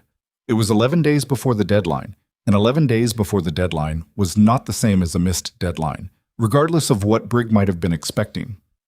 "I'll have the receipt prepared," Whitfield said. His voice was the voice of a man putting something down that he'd been holding for a long time and was trying not to let the putting down be visible. "We'll wait," Silas said. They waited in the outer office while the receipt was prepared, and Eliza sat in the chair against the wall and watched the door to Whitfield's inner office and thought about the letter in her coat pocket from the Territorial Land Office and about the documents in the secondary archive in Millhaven that Aldous had pulled for her without technically doing anything, and about the 3 properties with defective titles that Brigg was currently using as collateral. Whitfield came out 20 minutes later with the receipt, and Silas signed it, and Eliza signed it as witness. And the mortgage on Cold Creek Ranch was legally and completely satisfied. They were back out on the main street when she heard her name. Not her name exactly. What she heard was a voice she hadn't heard before but recognized by quality alone. The voice of a man who used volume as position, who was accustomed to making other people aware of his presence before he'd finished crossing a room. "Mrs. Rowan." She turned. Horace Brigg was coming out of the hotel across the street with one of his associates, and he was looking at her with an expression that had abandoned any pretense at the professional courtesy he'd shown at the ranch. He crossed the street at his own pace, and a small gathering of people on the main street of Blackstone Hollow did what small-town people do when something interesting is about to happen. They didn't move closer, but they stopped moving away. "I understand you've been making inquiries," Brigg said. He stopped 10 feet from her. Not close enough for private conversation. This was a performance, and he'd chosen his stage. "Into matters that don't concern a woman in your position." Silas moved slightly beside her. She put a hand out. Just a small movement, a gesture more than a touch. And he stilled. "I made inquiries into public land records," she said. Her voice came out even, which cost her something. "Which are public precisely because they concern everyone." Brigg smiled the smile she'd first seen at the ranch fence, the one that wasn't one. "You want to be careful," he said, "about what kinds of trouble you invite, for yourself and for the people around you." A pause that was designed to mean something. "Cold Creek's had a hard year." Hate to see it get harder. Around them, the street had gone quiet in the particular way of people who are absorbing every word. She saw faces she recognized, people who had avoided her eyes for 3 years, people who had crossed the street, people who had decided what she was and written it down. They were all looking at her now. She reached into her coat pocket and took out the folded letter from the Territorial Land Office and held it so that Brigg could see the official letterhead without being able to read the content. The Territorial Land Office is already aware of the irregularities in your filings, she said. They've been aware for 3 weeks. I identified 2 deed transfers notarized by a man whose commission had been surrendered 14 months prior, both transfers of properties you currently hold. I've documented 5 additional filing date discrepancies and acquisition records. The land agent arrives in Millhaven County within the week. The performance quality of the moment had shifted. She could feel it in the quality of the silence. Brigg's expression had not changed in any way she could point to specifically, but it was different. The smile was gone, replaced by something that was working hard to be nothing. Those are administrative errors, he said. They'll be corrected. Possibly, she said. The land office will determine that, along with how properties with defective titles were used as collateral for lending instruments issued in this county. She paused. Mr. Dunbar and the Halloran family have copies of the relevant filing comparisons. I sent them last week. I thought they should know what they might be dealing with before they signed anything. That was the one that landed. She saw it. Not in any dramatic way, but in the small, involuntary stillness of a man who has just understood that a situation is larger than he was told. He looked at her for a long moment. He looked at the letter in her hand. He looked at Silas, and then back at her, and there was something in his face that she recognized from the livestock illness and the water channel and the hard clay dirt of a drought year, the look of something that has run out of forward motion. The Cold Creek mortgage has been paid in full, she said. This morning. I have the receipt. She didn't take it out because she didn't need to. Whatever business you had in Blackstone Hollow, Mr. Brigg, I believe you finished it. He said nothing. His associate said nothing. The main street of Blackstone Hollow said nothing. Horace Brigg turned and walked back toward the hotel, and his associate followed, and the door closed behind them, and the silence on the street held for one more moment before it broke open into the ordinary sounds of a town that has just witnessed something it will be talking about for a long time. Silas stood beside her. He was looking at the hotel door. You had those documents with you the whole time, he said. It wasn't quite a question. I've been carrying them for 3 weeks, she said, waiting for him to make a move. Waiting to have something to answer him with when he did? A pause. And the copies you sent to Dunbar and the Hallorans. I sent those yesterday. She folded the letter back into her pocket. I thought they should know regardless, but it didn't hurt to have Brigg find out about it today rather than tomorrow. Silas looked at her with an expression that had several layers to it, and the one on top was something she'd seen before. That almost smile, but deeper this time, and mixed with something else she didn't have a clean word for yet. Let's go home, he said. She fell into step beside him toward the horses, and the people on the main street of Blackstone Hollow watched them go, and she felt their attention differently than she'd ever felt it before. Not as the specific discomfort of being looked at by people who had decided against you, but as something she couldn't quite name yet, something that felt, cautiously, like the beginning of being seen. She didn't look back. She had somewhere to be. The ride back to Cold Creek was quiet, the way most things between them had become quiet. Not empty, but settled, the way ground settles after a long rain. Except there had been no rain. The hills were still burned, and the creek was still low, and the work was still the work. And those facts didn't change because a man had turned around on a main street in front of witnesses. Eliza knew that. She held the receipt for the paid mortgage in her inside coat pocket alongside the Territorial Land Office letter, 2 pieces of paper that together had taken 4 months and most of her remaining nerve to produce, and she watched the road ahead and let the horse set its own pace. Silas rode beside her without speaking for the first 2 miles. He did that. Let silences run until they needed to end rather than filling them because emptiness made him anxious. She'd come to trust that quality in him more than she trusted most people's words. Dunbar will want to talk to you, he said finally. I know. Halloran too, probably. Probably. She shifted in the saddle. I'll go when they ask, not before. He glanced at her. Why not before? Because I'm not their advisor, she said. I sent them information they had a right to have. What they do with it is their choice. She paused. And because I'm tired, and I'd like a day before I become useful to the rest of the valley. He said nothing for a moment. Then, fair. They rode the last 4 miles in the comfortable silence that had become one of the things she valued most about Cold Creek. The simple fact that she did not have to perform anything here, did not have to be smaller or larger than she was, did not have to manage the impression she was making on every person in the room. She could just ride and think and let the burned hills go by. The land agent from the territorial office arrived in Millhaven 12 days later, which was the near end of the 3 to 4 week window they'd been given, and he was thorough in the way of a man who had been given specific document numbers and a clear description of what to look for, and was now doing exactly that without the distraction of needing to discover the problem from scratch. Eliza knew this because Aldous sent her a brief note through the mail, not describing the investigation's contents, just noting that the agent had arrived and was working through the secondary archive. It was the note of a man who had not done anything but wanted someone to know that the thing he hadn't done was producing results. She read the note at the kitchen table and put it with the others. Brigg left Blackstone Hollow 2 days after his confrontation on the main street. She didn't see him go.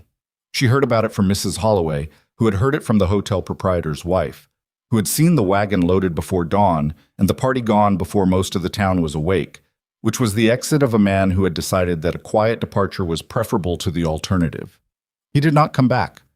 Not that week, not the week after. And by the time the first frost came to the valley at the end of October, it had become clear that Horace Brigg had reassigned his attention to problems other than the ones he'd come to Blackstone Hollow to solve. The legal situation with his land holdings was slower and less dramatic than the morning on the main street had been, because legal situations always were. The land agent's report produced a formal inquiry. The formal inquiry produced a review of the 3 defective title transfers. The review produced, eventually, a ruling that 2 of the 3 required correction and that the lending instruments collateralized against those properties were in irregular standing pending resolution. It did not happen quickly, and it did not happen cleanly, and at no point did it feel like a resolution from a story. It felt like the slow, grinding machinery of a system working the way it was supposed to work when someone handed it the right information in the right format and didn't let it lose track of the thread. Dunbar came to see her in the 3rd week of October. He drove his wagon up the Cold Creek Lane on a Tuesday afternoon and knocked on the door with the hat-in-hand manner of a man who had recently revised his opinion of someone and was still working out how to behave in light of the revision. "I wanted to thank you," he said when she opened the door. "You don't need to." "I'd signed a preliminary agreement with Brigg's people," he said, "for the South Pasture. If that inquiry hadn't—" He stopped, tried again. "My father built that place. I was about to lose 40 acres of it for nothing." He paused. "You didn't know me. You sent that information anyway." She looked at him for a moment. He was a big man, gray-haired, with the permanently squinted expression of someone who'd spent 40 years looking at weather and livestock and worrying about both. She'd seen him in town for 3 years, and he'd never once looked directly at her. "I sent it because you had a right to know what you were dealing with," she said. "Same as anyone." He nodded. He was still holding his hat. "Well," he said, "if there's ever anything Cold Creek needs—" "There's a fence line on the east boundary that Silas has been meaning to get to," she said. "An extra pair of hands for a day would help." Dunbar blinked. He hadn't expected the practical response, but he recovered quickly. He was, whatever else he'd been, a working rancher, and working ranchers understood that the most genuine form of gratitude was showing up when something needed doing. "Saturday," he said. "Saturday," she agreed.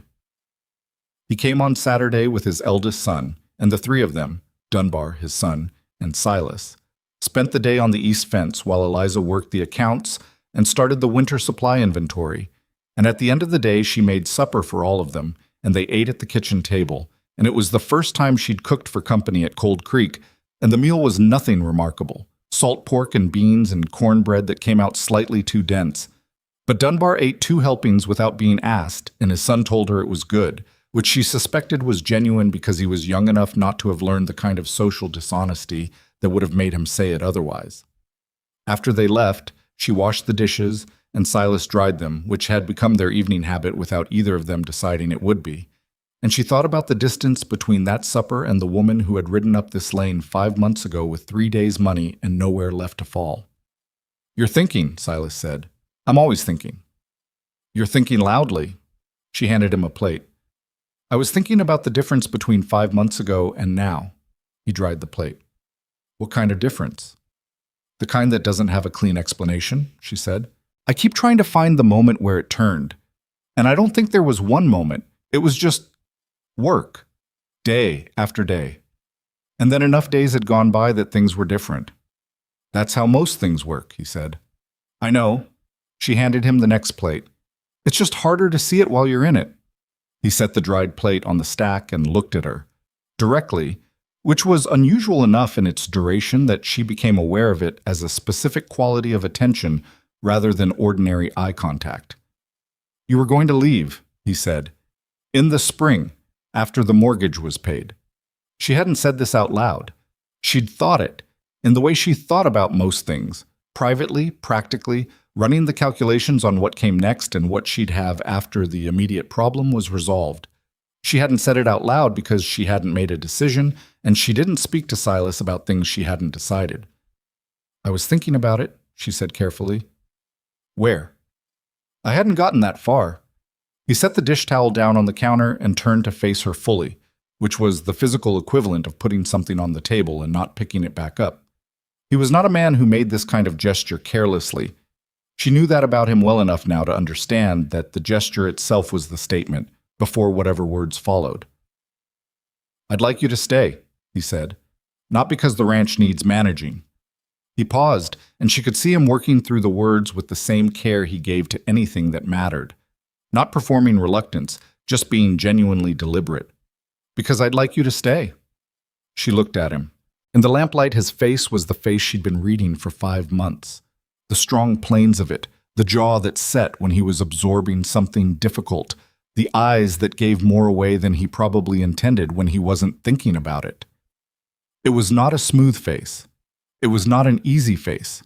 It was the face of a person who had been through things and hadn't been made nicer by them, exactly, but had been made more real. "Silas," she said, "you don't have to answer right now." "I'm not trying to delay," she said. "I'm trying to say this correctly." She set the last dish on the drying rack and turned to face him properly. "I came here because I had no other choice. That's the truth of it. I want to say it plainly because I think you deserve plainness more than you deserve a prettier version of the story." She paused. "And then I stayed because the work was real and the place needed what I had to give it. That's also true." Another pause. "What's happened since then is something I've been trying not to name too early because I've learned that the most important things break when you handle them before they're ready." He was watching her with absolute stillness. "But I think they're ready now," she said, "or close enough to ready that the difference doesn't change the answer." She took a breath. "I don't want to leave." The kitchen was very quiet. Outside, the first cold wind of the season was moving through the yard, carrying the dry smell of October grass and the distant sound of the cattle settling in the north pasture. "Then don't," he said. It was the most direct thing he'd ever said to her, which was considerable, given that directness was his primary mode of communication. She almost smiled. "I won't," she said. He reached out and took her hand, not dramatically, just picked it up from where it was resting on the counter and held it in both of his, and looked at her with the expression she'd been watching develop over 5 months, without knowing what it was building toward. Now she knew. "I'm not easy to live with," he said. "I've noticed. I have opinions about the right way to do things." "You do." "And a temper that comes out at bad times." "I know." She looked at their hands. His were larger, rougher, marked by the same work that had marked hers. "I'm not easy either. I don't stop when I should stop. I make decisions without explaining them first, and I spent 3 years being angry at a whole town, and some of that anger is still in me and probably comes out sideways sometimes." "I've noticed," he said with the almost smile. So we understand each other. We do, he said, and then more quietly, we always have. She thought that was true. She thought it had been true from the barn on the first day. The particular quality of being understood by someone who wasn't trying to understand you, who was simply paying attention to what was actually there rather than what they expected to find. It was rarer than it should have been. She hadn't known how much she'd been missing it until she'd had it. Yes, she said, we always have. The winter came to Cold Creek in the way it always came to drought country.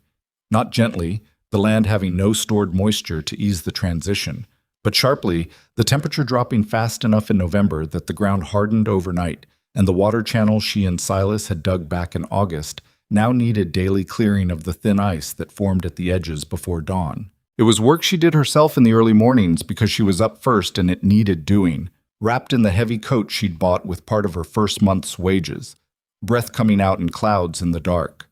She didn't mind it. She'd never been someone who minded cold work. The inquiry into Briggs' land holdings progressed through the winter at the pace of official processes, which was slow and consistent, like water working through limestone. You couldn't see it happening, but it was happening.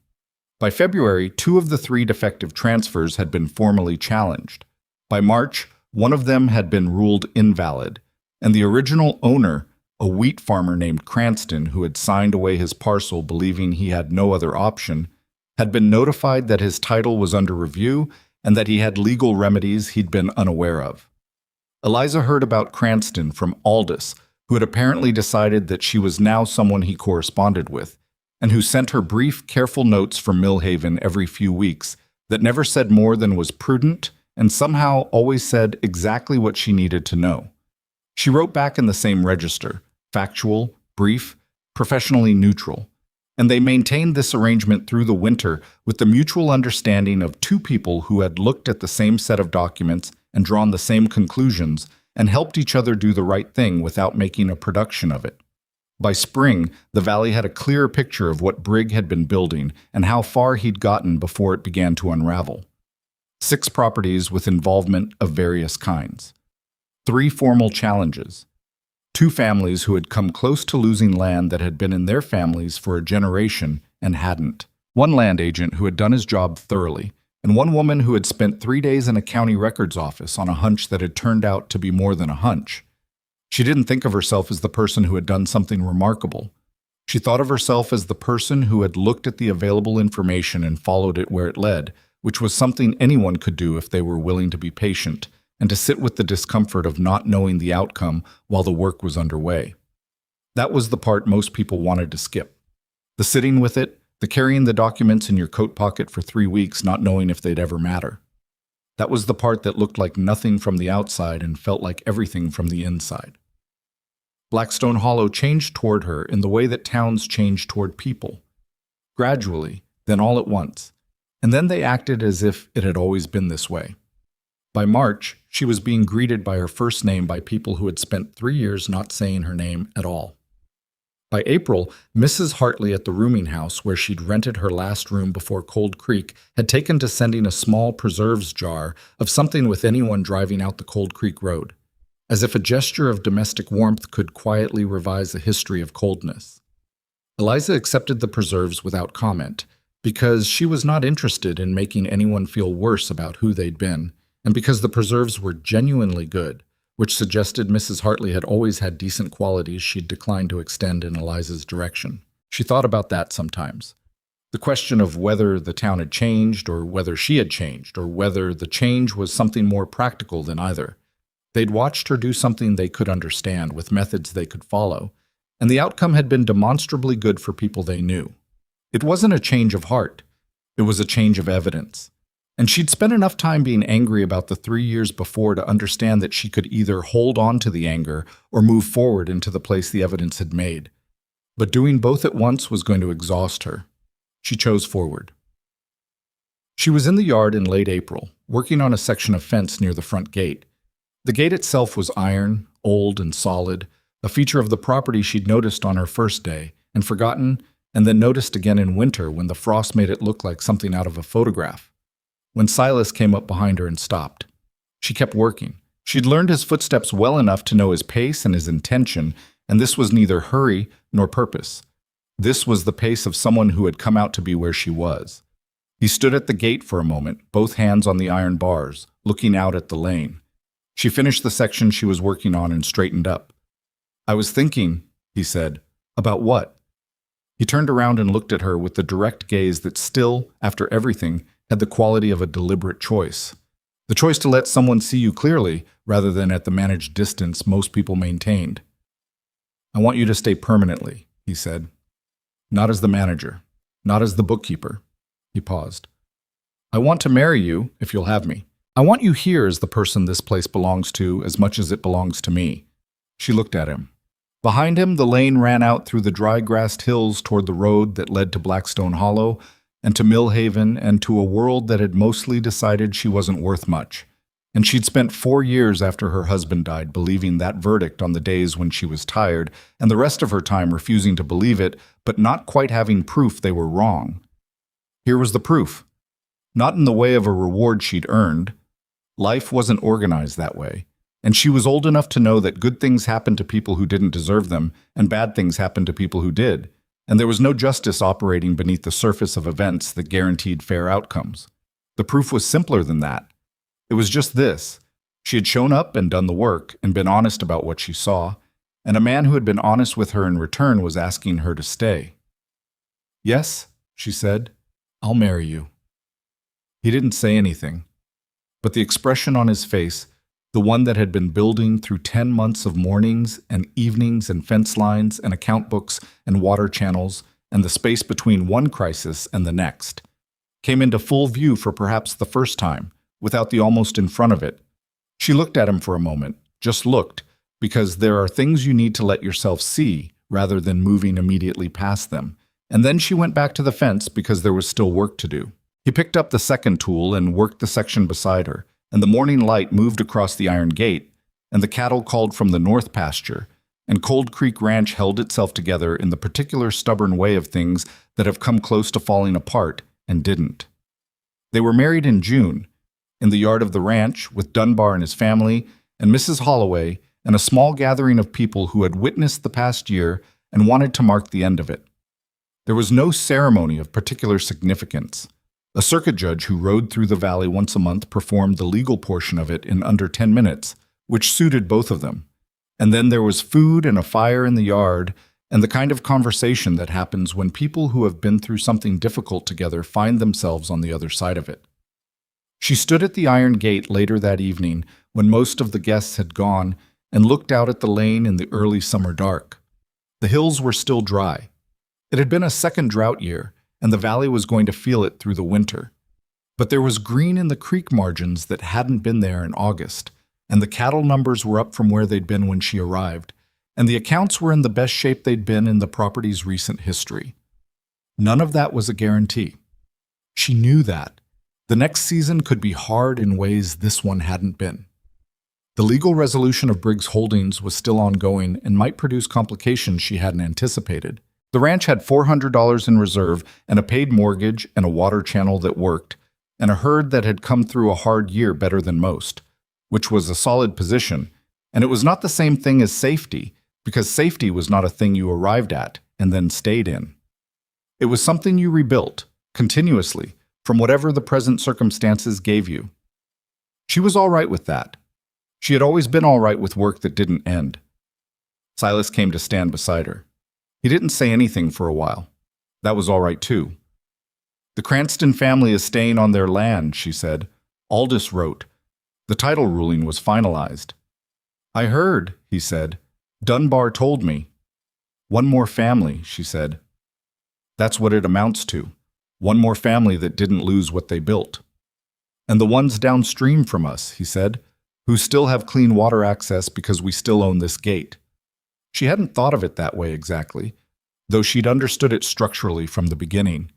She looked at the iron gate in the dark and thought about all the ranches downstream along the creek, the Dunbar place, the Hollerins, 3 smaller homesteads she'd never visited but whose names she knew from the water rights registrations, and about what it would have meant for all of them if Cold Creek had become Briggs' property, and the water access at the head of the chain had been held by a man whose primary interest was leverage. She'd been trying to save one ranch. She'd been protecting more than she knew. That was the thing about careful work. Its consequences were usually larger than its intentions. You did the next right thing with the information you had, and you couldn't see all the way to the edges of the effect. You could only see as far as your information reached, and beyond that you had to trust the work. She had come to this gate 5 months into her first year as nothing more than a woman with nowhere left to go and a set of skills nobody had thought to ask about. She had read the numbers and dug the channels and followed the documents where they led and stood on a main street with a letter in her hand and said what needed to be said without raising her voice. She had not been brave in the way that stories usually meant bravery. Dramatic, fearless, certain. She had been afraid plenty of times. She'd done it anyway because the alternative was unacceptable, and because she was, at her core, the daughter of a man who believed that most problems yielded to careful attention and sufficient stubbornness, and she'd found no evidence yet to make her doubt him. Silas put his hand on the iron gate beside hers, not taking her hand, just putting his hand beside it the way he did most things, present, solid, without performance. "You know what's different now?" he said. "What?" 3 years ago, 2 people came through that gate, and I sent them both away. She looked at him. "I was right to send them away," he said. "They weren't—" He paused. "They weren't what this place needed. I could see it, but I couldn't have told you how I knew." He was quiet for a moment. "And then you came through and you were different, and I didn't know why that was either. I just knew it." "You hired me because I could fix the hay rake," she said. "I hired you because you didn't tell me what I wanted to hear," he said. "You looked at the books and told me the truth and didn't soften it. I hadn't had that in a long time." He paused. "Maybe ever." She thought about her first day at that kitchen table. The ledgers spread out, the numbers that didn't add up, the deliberate choice to say what she saw without managing his reaction. She'd done it because it was the right thing to do. She hadn't known it was also what he needed most.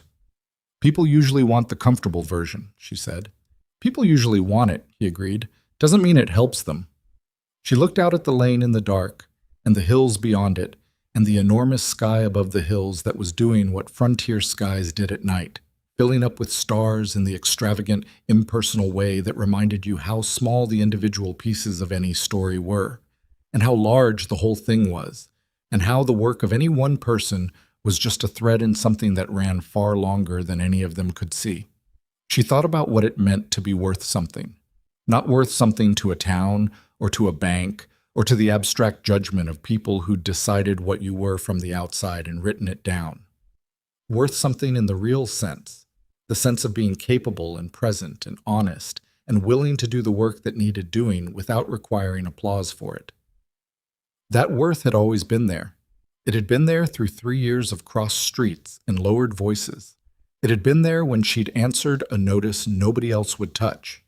It had been in her hands when she'd dug channel in August heat, and in her eyes when she'd read the Millhaven filings under a clerk's careful non-gaze, and in her voice when she'd stood on a main street and said what she knew to a man who'd spent years assuming nobody would say it. The town hadn't given her that worth. The town had only finally stopped denying it, which was a different thing, and smaller, and she thought it mattered to hold on to that distinction, to know that what you were had never actually depended on whether the people around you could see it. Behind them, the last of the fire in the yard was burning down to coals, and the voices of the few remaining guests drifted across the evening air, and Cold Creek Ranch stood in the dark in the same stubborn way it had stood through drought and debt and the particular pressures of a world that had been trying for some time to take it apart. It was still here. So was she. That, she thought, was enough to build a life on.